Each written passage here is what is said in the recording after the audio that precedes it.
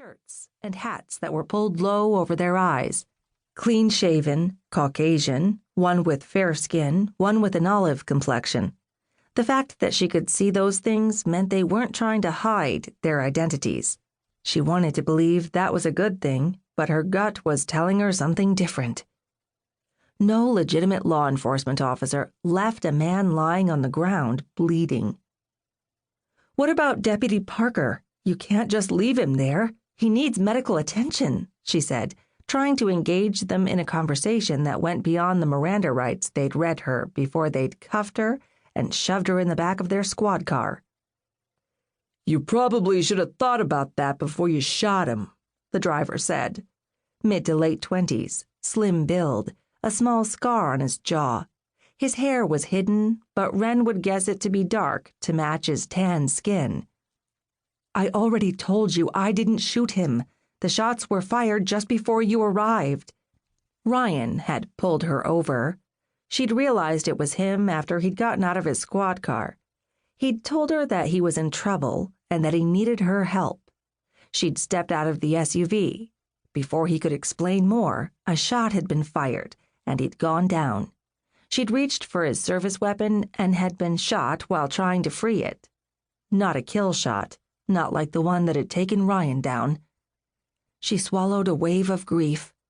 Like Wren, Ryan had been one of Abigail's foster kids, a teenager with no future who'd been shuffled through too many placements for too long. He'd arrived at the farm 3 years after Wren.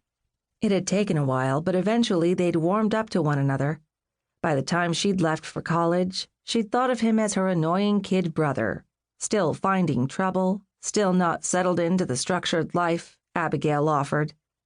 She had been frustrated with his lack of progress, but she had also been hopeful that he would grow up and mature. Still, she had been surprised when he'd told her he planned to become a police officer. She'd been even more surprised when he had decided to stay in Hidden Cove. Small-town life wasn't anything either of them had been used to when they'd arrived.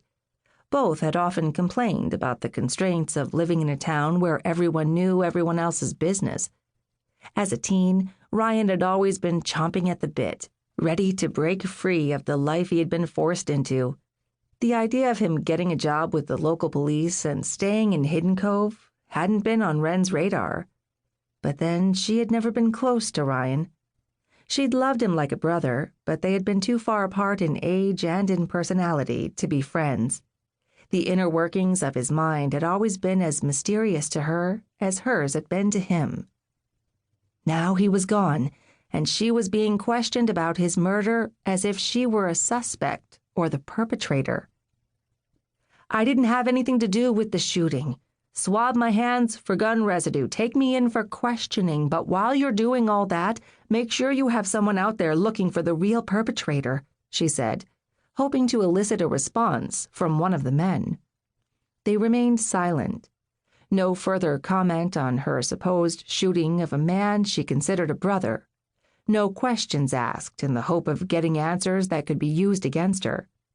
The silence in the vehicle was eerie. The space between her and the 2 officers was unencumbered by mesh or plexiglass. This wasn't like any police cruiser she had ever been in. There were locks and handles on the interior door panels. Easy escape for a criminal who wanted to get away. As far as she'd been able to see, there wasn't a radio or computer attached to the console. Even a low-budget, low-tech police department would have radios in the vehicles.